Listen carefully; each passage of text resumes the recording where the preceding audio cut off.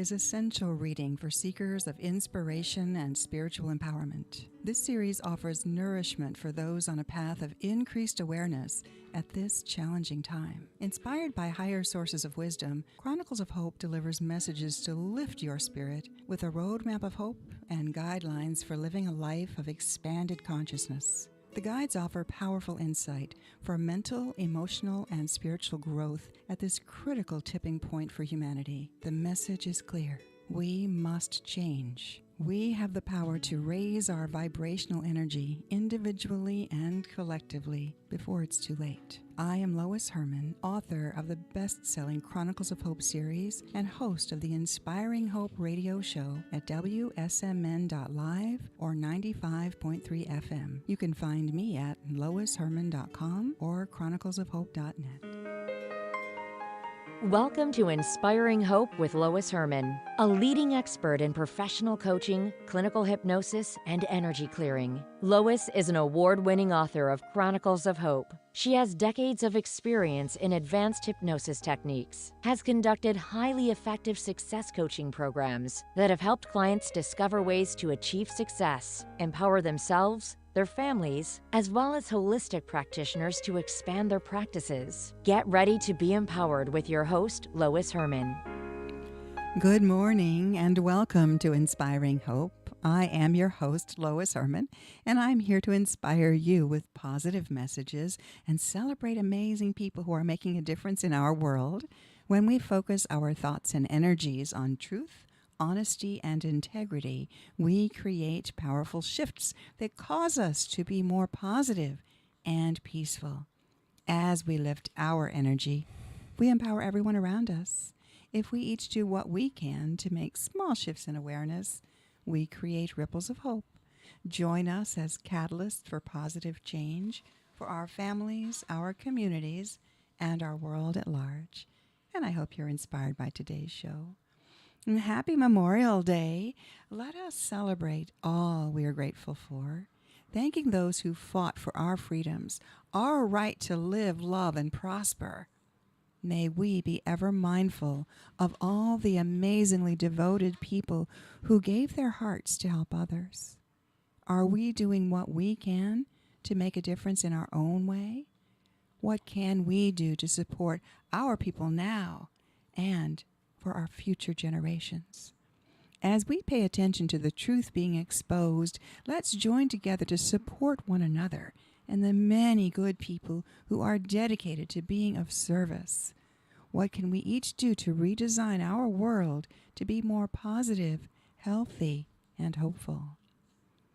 With the threat of food shortages and concerns about toxic elements in commercially processed foods, how many of you are considering growing your own food? I know I am. We need to think about what must be done to sustain a healthy life for ourselves and our future. Being healthy depends on the actions we take now. In Chronicles of Hope, our guides tell us time and again that we must return to the ways of our native ancestors. They respected the land and worked in harmony with it to sustain life. They flourished in communities in a vast variety of regions, climates, and terrains around the world. That is, until they were invaded by takers, cultures more interested in taking rather than giving. We must be mindful to give with gratitude for the people and the beautiful land that gives us life. Mother Gaia gives us many insights in her sessions about being aware and respectful of all life in and on her. She speaks of returning to the customs of our ancestors who honored and lived in harmony with the earth and all creatures upon her. Taking a cue from her insights and a nudge to grow real food in addition to my lovely perennial gardens, I've started my own simple container veggie garden. Ever learning and growing, today I am really excited to speak with a very good friend who is an expert in the world of permaculture. In a moment, Dave McConville will share insights into the fascinating concept of redesigning our world with permaculture. He says it's so much more than gardening. It's everything the awakening have been talking about, from establishing community connections to sustainable living practices to sharing and caring for one another and our beloved earth. Even though we sense and feel there is much negative, sickness, and evil in the world, we have true hope for a beautiful, healthy, and happy future. As we join together to make a difference in our own way, we are determined to make it happen. Pause now and listen to the lyrics of this wonderful song called Light in My Window by Magic in the Other. Talk about a sense of inspiration.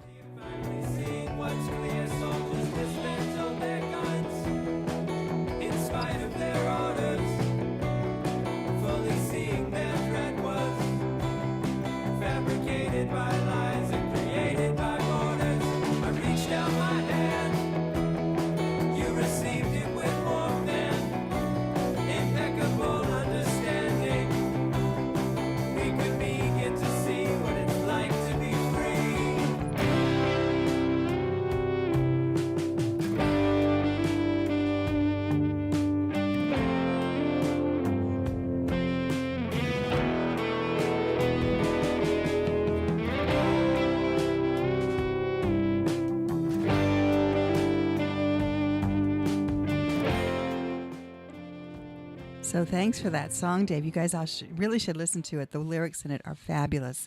I'm delighted to be joined in the studio by my good friend and colleague, a former business associate, actually, and a permaculture expert, designer, and educator, Dave McConville. Hi, Dave. Hello, Lois. Thank you so much for having me here. It's great to be here today. I'm excited to have you.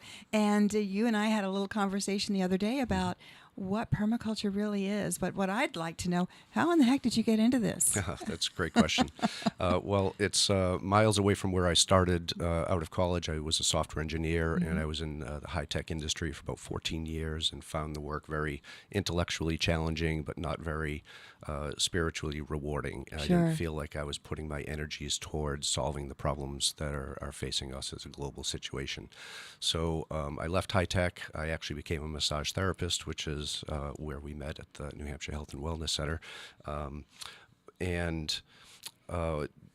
The intention was to transition into some other career, but first I wanted to learn how to take care of myself and take care of others. So while I was practicing massage, I had a visioning workshop at the Esalen Institute in Big Sur, California. Ooh, nice. Yeah, it was a beautiful spot and a very spiritual place.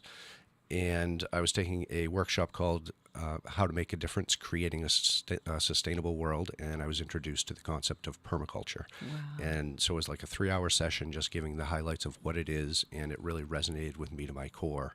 And that was back in 2007, and since then I've been studying, practicing, and now teaching permaculture. So it kind of melds that analytical software engineer side with the design elements and then the taking care of self part and the spiritual part, the giving part. So it's, wow, that's fabulous. Yes, thank you. Yeah, it was quite a journey, and once I connected to permaculture, like I said, it resonated with me to my core, and it gave me a set of tools and action to take, because I think that with all the challenges facing us as a global society, climate change, all of the ecosystem destruction and pollution, geopolitical instability, economic instability, things like that, it's easy to get overwhelmed and feel a little depressed, like you don't know where to begin. So permaculture gave me inspiration and hope and a set of tools that I could use to start making a difference. And I think anybody who's struggled with depression or things like that, taking action is the best way to break out of that cycle. So. Yeah, and I know my initial impression of permaculture was, oh, grow a garden. And kind of that's what I'm doing, my own little pots, because I'm very familiar with gardening. I've got dozens of perennial beds, and I know how they speak to me about where they want to be and where they don't want to be, and I have to move them around. So I knew that I wanted to grow some veggies. Never really done that. Actually, take that back. I grew some tomato plants once, and I really doused them with Miracle-Gro.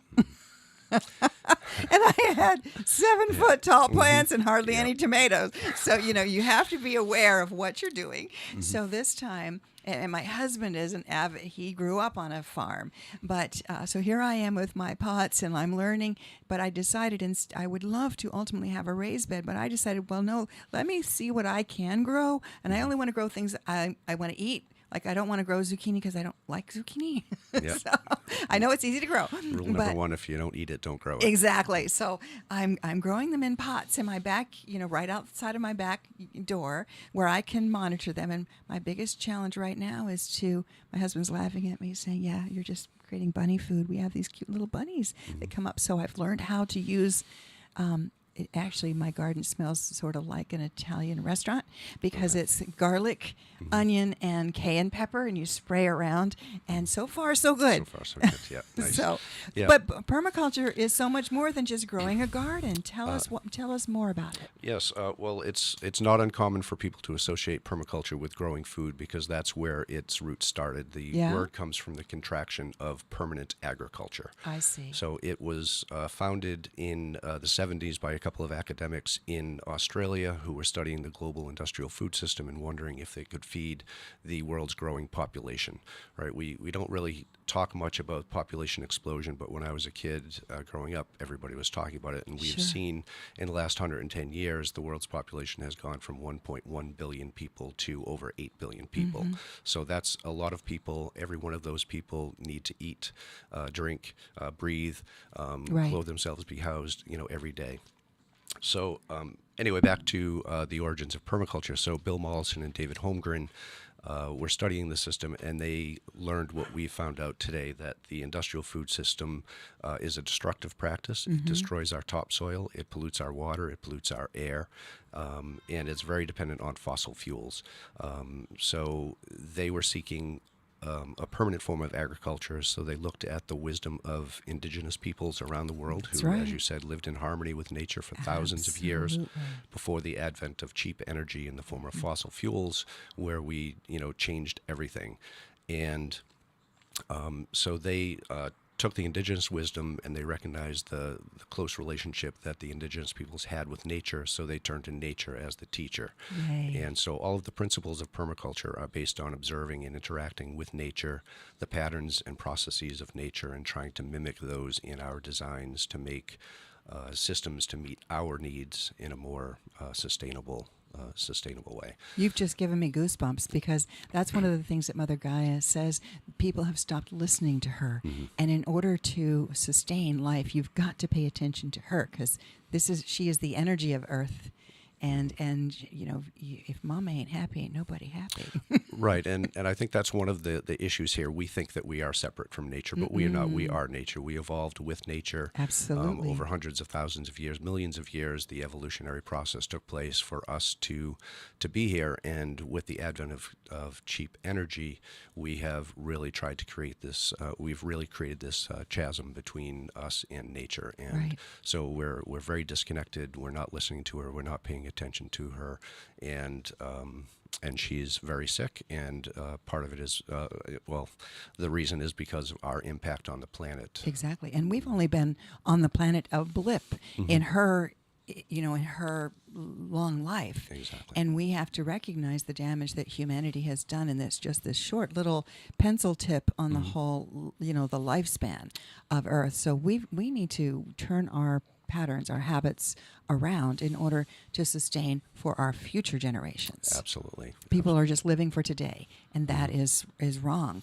We have to live for today, plan for the future, take action today to create a sustainable future. Right. The ethics of permaculture address that. The three ethics are care for the earth, care for the people, and care for the future. And the indigenous people knew that they were part of a continuum, and they honored and revered the 7 generations that came before them, and they considered the 7 generations that came after them in their decision-making process and in their planning. So we have, as you mentioned, lost sight of that and are very short-sighted, looking at the now, looking at the physical gain, looking at that physical world and trying to accumulate as much as we can. So a sidebar question, is there a significance to 7? Are there cycles of 7 in nature? Is that why they look at 7 generations? I'm just curious. That's a great question. I don't know. For as long as I've heard of this, I've heard of the 7 generations before and 7 generations. I think it's just a long enough number that it's generations that you have not known in your life and that you will not know, because we know maybe 2 or 3 generations before and 2 or 3 after. But because we asked her, when we were communicating with Mother Gaia in this session, we asked her about the 7 plagues.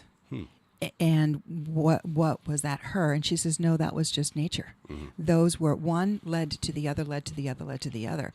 It was a natural cycle that happened. So when you said that, it triggered my curiosity. Interesting. Yeah, well, we're learning that everything is interconnected and interrelated. Absolutely. And nothing exists in and of itself. So any action or anything that is done is going to affect whatever is around us, and there'll be a ripple effect through that. So it's up to us to decide what kind of ripple we want to send out, a positive or destructive. Exactly. Yes. And so there's ethics as the foundation. I liked that there's a foundation of ethics in permaculture, and then there were also principles. There are principles, and as I mentioned, the principles are based on observing natural patterns, processes, and systems, and mimicking those. But I'd like to go back to the ethics for a minute, because I want to talk a little bit more in depth about each of those. So care for the earth is the first ethic, and as we mentioned, the earth gives us everything that we need to provide all of our food, our water, our air, I saw Deepak Chopra speak out in San Francisco back in 2007 at a Green Festival, and he said something that still sits with me today. And he said that we are the air recycled, we are the water recycled, we are the soil recycled. And so if we are what we breathe, what we drink, and what we eat, then right now we're pollution, because everything that we take in is polluted through our industrial processes. So in alignment with the earth care ethic, we need to regenerate our ecosystems. We need to clean this pollution out, and we can partner with biology, with plants or fungus through photo remediation or myco-remediation, that's using plants to filter the water, air, and soil and clean those up. So. Exactly, and I know in one of the sessions with the archangels, they said our current generation is a lot physically weaker than prior generations because of the toxins they've been exposed to. And so when you think about it, when you and I were children, there was, people had we had chicken pox and measles, but now look at all the diseases these kids have. ADD, asthma. There's so many different types of illnesses that weren't really around when we were kids. And our parents' generation, they were unheard of. Right, and that's for a number of factors. Toxins in our environment is certainly one of them. Another factor is the food that we eat is Toxins less nutritious. Food, yes. It's toxins, but also it's less nutritious because of the way that our industrial food system grows food, pumping in synthetic fertilizers. They're pumping in the macronutrients, the nitrogen, phosphorus, and potassium to make the plants grow large and look good, but they are not providing micronutrients, which we need. So rebuilding the soil, regenerating the soil, growing organic food, you're going to get all of those micronutrients and enzymes and things that we're missing in our industrial food diet. So. Absolutely, and it used to say, we know don't eat, GMO. Look for GMO. Now it says if you look on things like potato chips, on salad bags of salad, bioengineered food. It actually says that right there, bioengineered, and I'm like, whoa, what is bioengineered food? Right, that's a great question. It's kind of a controversial issue. Nature has been cross-pollinating and mixing things, for a long time, and so man started to dabble in that, and we did cross-pollinating in labs to create certain species, and that's all wonderful. But then you get into the gene splicing and some people will argue that. There are benefits to that, and there probably are benefits, but do we know all of the ramifications? Exactly. Like there are certain Monsanto, I believe, and the large seed companies, they don't want you to save your own seeds, so they want you to buy from them. So they're actually introducing crops that produce fruit that have seeds that are not fertile, so you can't germinate those seeds. So that's where growing heirloom varieties is wonderful. Then you can save your own seeds, be more reliant, produce varieties of crops that are specific to your microclimate where you are. So that's kind of a very important aspect to that. I've long heard that. I mean, as a perennial gardener, there's certain flowers that I had when I lived down south that were beautiful, but they're not going to grow up here through the cold and the winter. So I've learned what grows here and how to tend those that grow here. And it's also the same. I also come to know that, if you're living in New England, my brother-in-law has bees and he has honey and down south in Tennessee, and it's wonderful honey. However, it's if I have honey from a local what are they, hivers? What are they called? Yeah, beehivers. Apiary. No, that's a bird. Apiary. Okay. Apiarist. I'm not sure what beekeepers. Yes.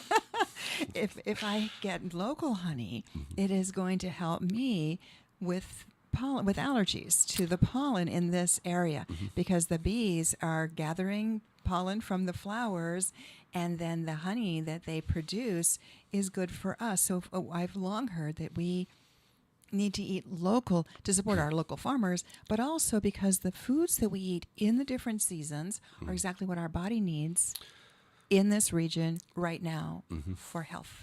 Yes, absolutely. And, the great point about the local honey, because you're introducing all of these allergens from the pollens into your body, and your body is becoming acclimated to them, and that's going to reduce your allergy symptoms. So learning what grows and eating seasonally is important. Nature does provide what we need when we need it.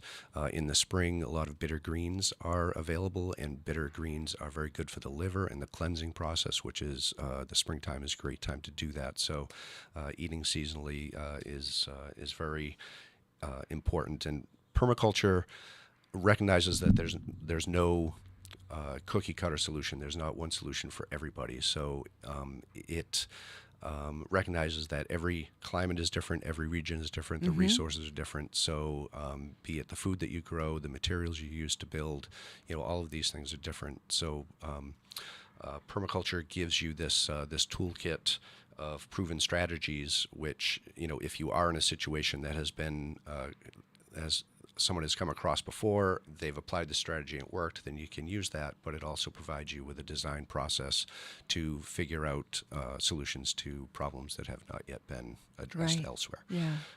Like, for instance, my husband, who grew up in Idaho, he says that we have a hard time growing spinach here because it needs a long, gentle spring. Right. And New England goes from cold to boom, we're hot now.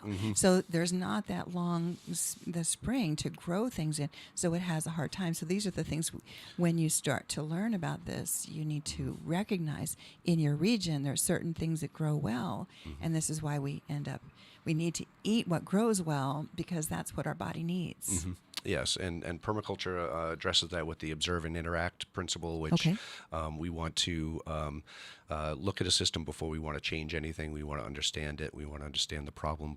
Oftentimes the solution to a problem is in the problem, so we really want to kind of understand that, but also to use slow and small solutions and to accept feedback and apply self-regulation. So in this situation with the spinach, you observe that it's not growing really well here. Why? You start to learn the needs of the spinach, and you realize it's not the right climate for that. So you adjust that, you accept that feedback, and change your behavior. So then you would tend to grow spinach in a greenhouse or something like that. If you in a greenhouse or indoors, or hydroponically, or perhaps in a cold frame, to either in the fall or the early spring, to try to create a microclimate that the spinach likes. Interesting. Yeah. So I wanted to get back to the ethics real quick, if I could, because I only got to the first one. So the second ethic is care for the people. Yes. And as I mentioned, the world's population has grown. We're at 8 billion plus people. Every one of those has physical social, emotional, and spiritual needs. And we live in a culture, Western industrial culture, that really only focuses on the physical Yes. needs. So we need to put systems into place that, we need to build community in order to build relationships, in order to break out of this isolation. I know we've been a little bit isolated because of COVID, but prior to that, we've been becoming more isolated. Even though we're more connected digitally across the globe, we are very isolated, and we don't interact with people when we're out on the roads in the cars. We view the other people in the cars as obstacles to get around. We don't see them as people. We don't have any sense of humanity or empathy for the other people, and we really need to pay Get back to attention to that. that. And so that's where social equity and social justice come into play too, making sure that all people are heard, they're at the table, their voices are heard, and issues are addressed. And that was one of the problems with the masks, is you couldn't see somebody's face, and people were hiding their faces, and it's been really hard for the children. There's been a lot of issues with children with all the masking, not only the carbon dioxide that they're breathing, but then they don't see a smile, and the smile, that's the connection. Right. And we, so it's very important. And what I've noticed is that since the masks have come off, there are more and more people who are looking at each other and smiling, and you really appreciate that connection, that smile, that true heart-to-heart, eye-to-eye connection with somebody that was taken away from us for a period. Absolutely, and that emotional development of children when seeing faces, making the connection to the eyes and to the facial gestures, the smiles, and things like that. And then the fear of touch. Oh, don't touch that. Don't touch Right. that. The healthiest children are the ones that are got their hands in the dirt and growing. I've got a little bit of poison rash going on me because I was digging in the dirt. But that is my therapy. That is my grounded. It feels good to get out there and get dirty, get into the dirt. Yep. And aside from that, it is very beneficial for our immune system because Yes. we have on our skin bacteria that helps us to fight off infections. And when we live in these sterile environments using all these antiseptics and cleaning our environment, and so many kids don't go outside and play anymore, Yes. and we have an increase in allergies and immune disorders. And so getting out there and digging in the soil, you get that bacteria and stuff on your skin, and you're like, ooh, bacteria, I don't want that. But you do. It's healthy bacteria. Absolutely. And it helps to feed our and then immune that takes systems. away the connection with Mother Gaia. If the child is Exactly. inside playing video games all the time, then they're not out there playing and climbing trees. And it's important to get the kids back out there, touching, getting in, growing things. Yes. Yeah. And we as adults have to lead by example and Absolutely. put our phones down and make sure that we get outside and connect and bring the children with us and, Yes. and connect to the earth. Exactly. Absolutely. So, Yeah. what else about the ethics? Let's see. So that is people care, and the final ethic is future care. It was originally called fair share, which was meant to instill the idea of not over-consuming. Yes. Consume only what you need, care for yourself, then care for others. And I always took that fair share also to mean that we have to accept our fair share of responsibility to fix the world. Right. So even though there's not one individual on this planet who has created all of these systems that have caused this damage, we all have a responsibility to take action to fix it. Exactly. So, we need to, first of all, raise awareness and let people know. I think a lot of people are aware of the problems, but they don't have any idea where to start. So give people a place to start. And that's exactly right. One of the things that, again, I'm so excited because I just have the very first off-the-shelf copy of the Archangels book. And the Archangels were not featherweights, okay? Right. They came through and they said, by way of ignoring what's going on, you have caused the problem on your planet. You each must take ownership for what you can do. Everybody has an opportunity to do something. It doesn't have, you can't take on the whole world, but everybody can do their one little part. And that's what they're saying is eyes wide open, pay attention to what you have done, what you've ignored to allow the planet to get the way it is, and then step up and Yeah. take your part. So Bill Mollison, one of the co-founders of Permaculture, gives us the prime directive of permaculture, and that is that the only ethical decision is to take responsibility for the existence of ourselves and Right. that of our children. Right. And so we all need to make that decision to do that. And that doesn't mean that we all have to go out there and grow everything that we eat. Right. But we are all responsible for every item that we buy, the supply chain, how that the resources are sourced, how the product is made, whether it be child labor, slave labor, things like Yes. this. So every dollar that we spend, we can be supporting these systems that are not doing good for the planet. So we have to be aware of that, and we have to make smarter choices. And it might be more expensive to buy local, to buy from a local farmer, a local somebody who's chickens or growing beef. It might be more expensive, but you're supporting our local community, and we know what kind of food we're getting. Absolutely, and in the global industrial society, they operate under the model of extract a resource, produce a product, consume that product, and then discard it. And Right. so that's the very destructive process that we got into. And so in permaculture, we want to close those loops so that the output of one system becomes the input to another, because one of the principles of permaculture is produce no waste. If you go out into a forest, you don't see a landfill out in the middle of a forest or whatnot. Everything that lives and dies is then consumed and eaten by bacteria, fungus, arthropods, nematodes. All of these organisms in the soil. So whatever is output from one organism becomes input, either food or fuel for another. And so that's an example of trying to model our society after nature and closing those loops. Exactly. And for instance, where I live, there's definitely there's my home and gardens, and then there's woodland around me. And I used to look into the woods before. Again, I'm constantly learning and growing, and think, oh, we need to get rid of those felled trees. And now I look at them and I see the birds nesting in them. I see that they're the habitat trees. Right. This is part of Mother Gaia. So this is part of the cycle. It's part of the growth decay cycle. Absolutely. Exactly, right? And so yeah. all the organisms that basically break all that material, the detritus, down into nutritional building blocks that get absorbed by new growth. Exactly. Yeah. Yeah. So what's next? So ethics, and then Yeah, so the principles are kind of, there are 12 official principles that were laid forth by David Holmgren in his book, Principles and Pathways to Sustainability. And I don't think we have the time to really unpack we'll have you each back. of one. We'll have you back. Okay, but so the high points today. yeah, so as I said, they're all based on observing nature, natural patterns, processes, and systems. And the first principle is to observe and interact. The second is to catch and store energy. So that's like looking at plants; they absorb the water and the sun and those kind of energies, and they grow from that. So we need to do that through renewable energy sources, through solar, through wind, through there's new ocean wave technology that uses the tidal currents to produce energy. Rain barrels? Rain barrels, exactly, catching that water. So, capture and store energy. And then, as I said, produce no waste. Accept feedback, apply self-regulation.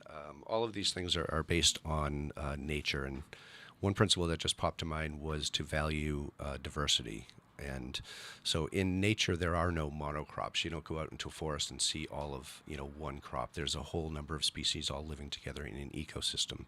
And we're finding out from observing nature that plants in a community are healthier and stronger than plants on their own. So if, again, in the industrial food system with monocropping, you have acres of corn or whatnot. If you have a pest or a disease that's introduced that, the plants are right next to each other, then they're going to wipe it right out because they're going to move on to the next plant and spread rapidly. If you're planting in a guild, which is what we call it in permaculture, you are camouflaging the plants with aromatic confusers, or you're attracting beneficial insects and pollinators.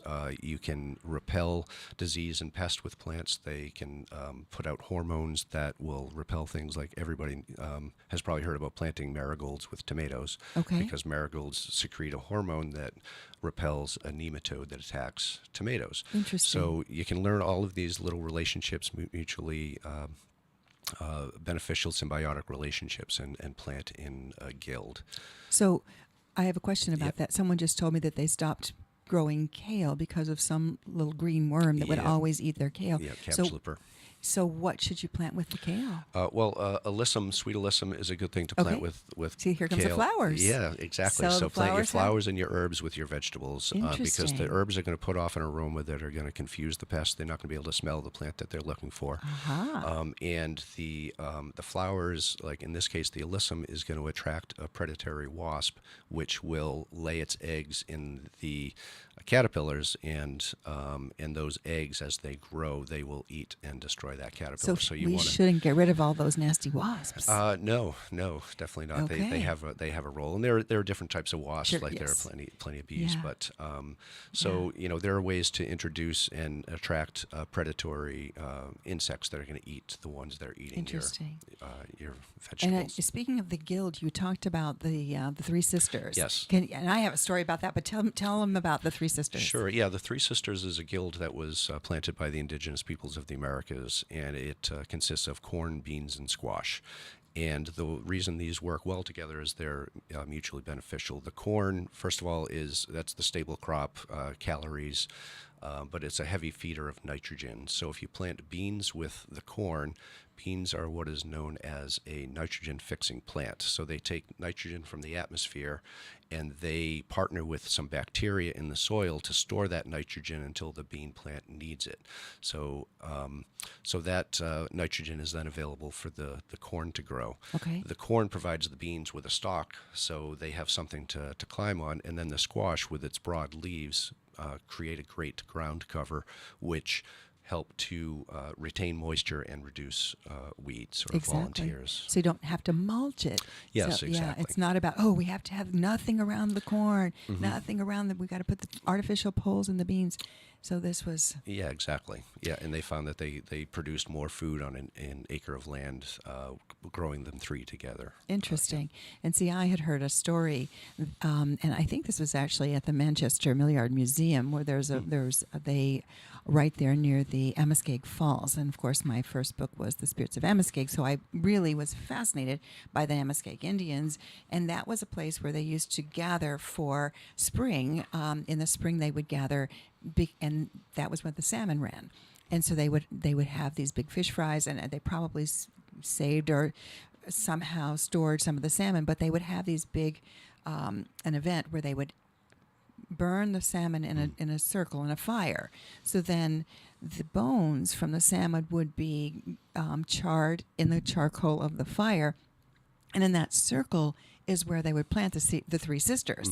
So they would plant the beans, the squash, and the corn, and then they would leave it for the summer and go off to hunt or whatever they would do during the summer, and then they would come back in the fall at harvest time, and they would have grown without man's need to nurture. But it started with this fire, between the fire of the wood and the minerals from the bones of the fish. The bones of fish. Yeah, and that's a great example of how the indigenous people helped to accelerate this cycle of nature and bringing nutrients from the sea to the land and then growing onto the land. So as a permaculture designer, we're always looking for an opportunity to intervene to either accelerate or decelerate a natural process. So in the case of climate change, we want to decelerate that. So we want to find strategies that are going to absorb carbon, sequester it in the soil, and produce more oxygen, planting trees, things like that. Reducing our dependence on fossil fuel is number one, and then. And I know in the Mother Gaia also said that there is plenty of food. We just need how to she can handle more people.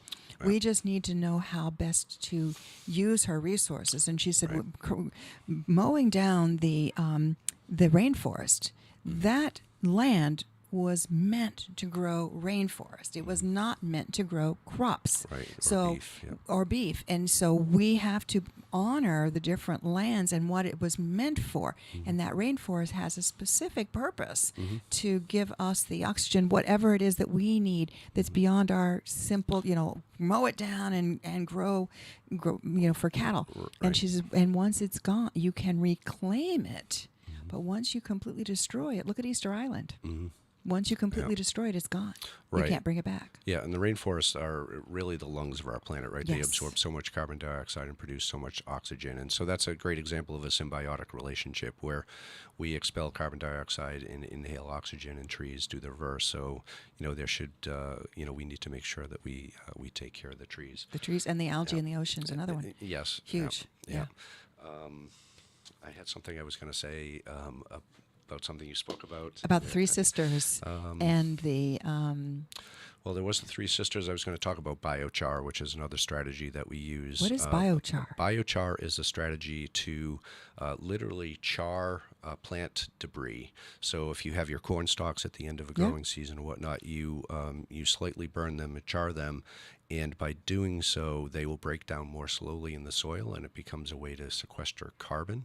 But the biochar also acts as a sponge and absorbs nutrients. So often in permaculture, people will create biochar, put it into their compost piles, and as things break down, rather than those nutrients leaching into the soil from rain or water or whatnot, those nutrients get trapped into the biochar, and then that gets into your soil when you spread your compost, and the plants can extract all those nutrients from that. But the main benefit of biochar is to sequester carbon. So instead of burning all of your brush completely, you burn it to a degree, and then you mix it in with your compost. Yeah, exactly. Okay. And there's a whole process, and I'm not an expert on that, and but there are ways to in the process of making the biochar, you're capturing that heat to either heat water or heat a space or something. You're not solely burning a fire to create biochar. It's kind of a byproduct of another action. Interrelated. Right, Wow. and it's what we call stacking functions in permaculture. You do one thing and you achieve multiple goals.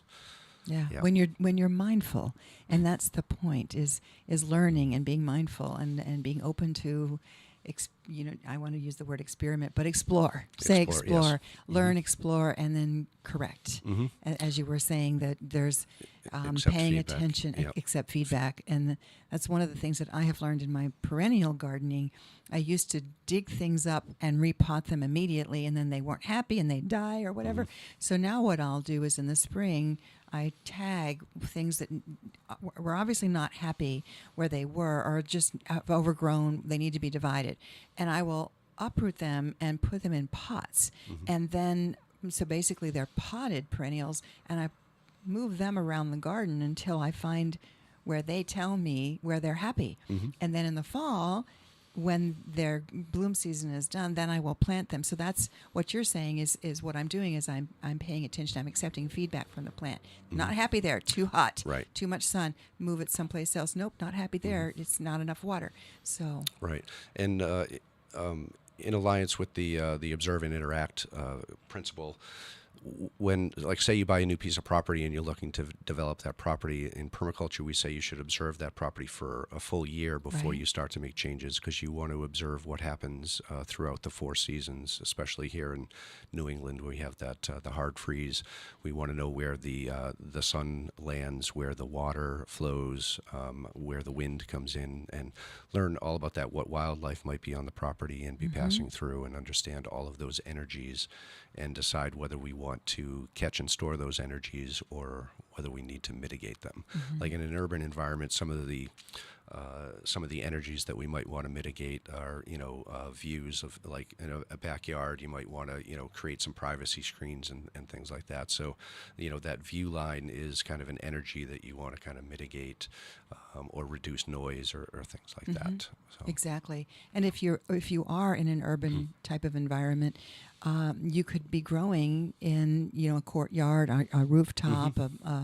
You don't necessarily have to have acres to grow things. Exactly. And I live here in Nashua. I have 1/3 of an acre, and my backyard is what we call a food forest, which is a perennial polyculture. So we designed a system with all sorts of perennial plants that produce food, habitat, fodder for the wildlife. And so I basically identified where I needed to walk in my backyard and created my paths, and everything else became a garden bed. And then I started to lay out the plants in those beds. So I have, I lost a couple of fruit trees, so I think I'm down to 8 fruit trees, but I have some blueberry bushes, some raspberry bushes, grapes, elderberries, asparagus, horseradish, strawberries, all sorts of these perennial crops that, you set up once and then they'll feed you for years and you just have to maintain them. So there are It's also like my strategies. perennial flowers. Exactly, but you can introduce some food components to that, some elements. In my perennial garden beds? Absolutely. Well, Yeah. that's really cool. Yeah. Okay. Yeah. Okay. So. I'm going to have you out to my house and you can Right on. Need to- check it out and assess it. And Yeah, give you yeah, some that's recommendations. exciting. Yeah. That's exciting. So I don't actually have to have like a raised bed for my vegetables. I can actually plant vegetables in among my perennials. And what you're saying is they may actually be beneficial cohabitators. Absolutely, yeah. And there are some plants that don't like each other, but you can. It's very easy It's to kind of like people. yeah, exactly. So you try to find the ones that benefit each other and put them next to each other. So have you written a book? I have not written a book. No. Yet? No. I had the thought of a book several years ago, but it didn't transpire. But I'm considering a book. Yes. So is there a book that people or a website? What is your website? Sure. My website is dmcpermaculture.com. And right now it's having some technical issues, but I'm hoping to have that resolved soon. Okay. But there are some great resources out there. I think for listeners, if you want to get a sense for what permaculture is, then I would recommend Gaia's Garden by Toby Hemingway. Okay. And that's what I wanted to mention earlier. Toby Hemingway, when you were talking about Gaia, talking about the abundance on Earth. So Toby Hemingway says that permaculture gives us a toolkit to move from a society based on fear and scarcity to one based on love and abundance. That's amazing. And it is, and there is enough to go around Yes. if we all don't overconsume, and we consider others and consider that we are all interconnected and interrelated, and all of our actions impact everything around us. And that was one of the other things that you had mentioned, is that it definitely is about growing, but it's also about sharing. It's the community that, and this is what I have decided. I'm growing some cruciferous. Yeah, the cabbage and broccoli and Cauliflower, cauliflower. kales, all those, Yeah, and kale. So I'm going to try my hand at those. Although I'm going to have like several dozen of all this, and at the end of the season, there's no way I'm going to be consuming all of that. I'm going to have to learn how to put some of this stuff up. But I've got other friends who are growing beans and growing things. So we've already talked about, well, I'll trade you this if you trade me that. So that's what you're talking about is developing a community that is supporting one another. Right, exactly. Because no man is an island. No Yes. person. I don't want to. No person is an island, and so we need the help of others. And none of us got to where we are today on our own. We have gotten here on the backs of many over generations of progress. Some of it may not be considered progress now. We're learning that it's kind of destructive, but everybody who came before us made it possible for us to be here and live our lives, and we need to consider those who are coming after us. And so permaculture, as I said at the beginning, to kind of come full circle, that it started out of developing a permanent form of agriculture, but it has kind of morphed into a larger thing, and permaculture now stands for permanent culture. So we want to create a permanent culture that can survive here on this planet. And in some conversations I've had with people, they don't like the word permanent because it implies fixed, and we need to be adaptive, we need to evolve. Sure. So it's kind of a paradox, the name, but we need an everlasting culture here. But our first step is to regenerate the ecosystems that are here before we sustain it, because we don't want to sustain where the world is right now. It's kind of a bit of a mess. It sure and there's is. lots of things that we can try to straighten out and regenerate, clean the environment, bring some social equity and justice to our society. We have the Western civilization, industrial civilization, is seeking to create like a global village where the the power is concentrated at the top, and we're seeing it now where resources are extracted from one continent, they're shipped to another to manufacture product, shipped to yet another continent to be sold, and then the waste is brought to another. Right. So we need to it's messed up. we need to reskill, and we need to relocalize our communities and make a global network of villages where each village has some sense of self-reliance. So you're even talking about different skills. So you'll back, in older, if you think about the people who first settled here in New England, you had a village smithy that was doing the shoeing and the making the hardware, the iron work. Yep. And then so you had different skill sets. And then a lot of, over time, those skills have not been venerated. But the college education has been venerated. Right. And instead, what we've got to get back to venerating the different skills, because that's what's going to sustain us, is having everybody have skill sets that are community-based, tradable, exchangeable, supportable. Right, and that's kind of, I think, where we started, but then everything got commodified and was focused on profit with no accountability. So getting back to relocalization, like you mentioned, the Smiths, as well as people who can make clothes, preserve food, save seeds. Yeah, beekeepers. Exactly. Yeah. And raising livestock. On a small scale, livestock can be regenerative to the soil. The way that we manage our livestock right now is we have too many animals in too small of a space. Right. They need to get back to their grazing. And they're not happy. They are not happy. And so then that energy, we feed on that energy. And that toxins. I get my eggs from a woman that she raises her ladies, and they're happy chickens. Yeah, and happy I can hens. feel the difference, Might not necessarily taste the difference, but the eggs are so colorful and so beautiful, and I just enjoy them. You certainly can see the difference in a farm fresh egg. Yes. The yolk is so brilliant orange as opposed to a pale yellow from an industrial egg. Yeah. Yes. Yeah, because they have a diversity of food sources. They're getting more of those micronutrients, more of the things as And opposed they to eat a the corn ticks. diet. And they eat the ticks. Get your guinea hens out there to That's eat the right. ticks. And That's right. yes, exactly. It is interesting how we getting back to where our ancestors used to be is what it's really, really, really critical. All the old herbs that our ancestors knew how to work with, Healing. that got passed over for modern medicine that's all about big pharma. No, we got to get back. Right, exactly. And a lot of the pharmaceuticals are based on natural they products. So getting back to the natural healers, the herbalists and things like that, and growing our medicine in our gardens as well. So I mean that's some of the things that I grow. I have echinacea. Oregano is a great calendula. Elderberry is wonderful medicinal. So there's all sorts of things that we can grow.